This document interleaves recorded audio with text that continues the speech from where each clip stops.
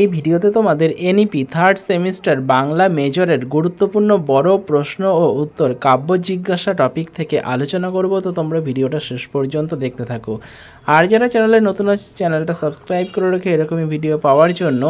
আর যারা মনে করছো থার্ড সেমিস্টারের বিভিন্ন বিষয়ের major minor SSC MDC VSC বিষয়ে সাজেশন কপি সংগ্রহ করবে, তো সেক্ষেত্রে তোমরা স্ক্রিনে দেওয়া নম্বরে যোগাযোগ করতে পারো।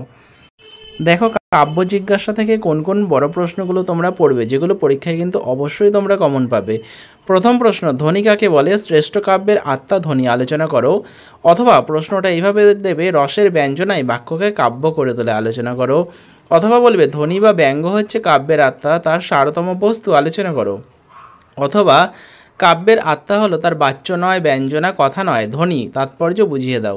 প্রশ্নটা এই রকম বিভিন্নভাবে ঘুরিয়ে ফিরিয়ে দেবে, কিন্তু তোমাদের উত্তরটা এটাই হবে, খুব ইম্পর্টেন্ট। পরবর্তী প্রশ্ন, রস কাকে বলে? কাব্যরসের আধার কাব্যও নয়, কবিও নয়, সহৃদয় কাব্য পাঠকের মনে আলোচনা করো। অথবা প্রশ্নটা এইভাবে বলবে, বাক্যাং রসাত্মকং কাব্যম বলতে কি বোঝো?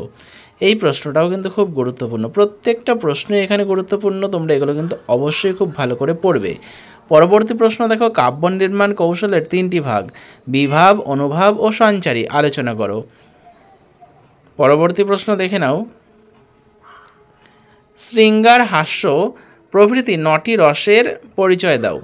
তো এইভাবেই কিন্তু তোমরা এই চ্যানেলে বিভিন্ন major minor SSC MDC VSC বিষয়ের সাজেশন পেয়ে যাবে। তাই তোমরা কিন্তু চ্যানেলটা অবশ্যই সাবস্ক্রাইব করে রাখবে। আর এর আগে কিন্তু তোমাদের ছন্দ ও অলংকার টপিক থেকেও গুরুত্বপূর্ণ বড় প্রশ্ন ও উত্তর আপলোড করা হয়েছে। যারা ভিডিওটা দেখোনি তোমরা কিন্তু চ্যানেলের প্লেলিস্ট চেক করলেই পেয়ে যাবে। পরবর্তী প্রশ্ন দেখো, রসের সাধারণীকরণ বলতে কি বোঝো? পরেরটা, শোক হলো দুঃখদায়ক, কিন্তু শোকাদ্ভূত করুণ রসে মনে যে অপূর্ব সুখ জন্মায় তার কারণ কি? পরবর্তী প্রশ্ন, রীতিরাত্মা কাব্যস্বাক এই মতটি আলঙ্কারিকেরা গ্রহণ করতে পারেননি কেন? পরেরটা, শঙ্কর অলঙ্কার ও ধ্বনি এক নয় কেন? পরবর্তী প্রশ্ন, কাব্যের ধ্বনি কিভাবে রসের ধ্বনিতে পরিণত হয় আলোচনা করো। পরবর্তী প্রশ্ন, পাঠক চিত্তে রস উপলব্ধি কী করে সম্ভব হয় আলোচনা করো। পরের প্রশ্ন, করুণ রস পরিণামে আনন্দদায়ক হয় কেন?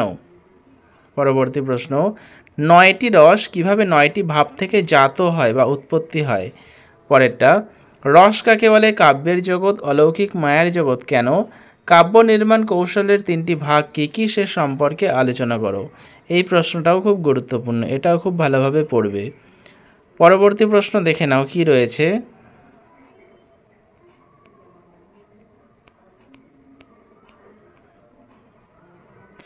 তো তোমাদের জন্য এই প্রশ্নগুলোই কিন্তু রয়েছে কাব্য জিজ্ঞাসা থেকে। এই প্রশ্নগুলো কিন্তু তোমরা অবশ্যই ভালো করে পড়বে, এগুলো একটাও মিস করবে না।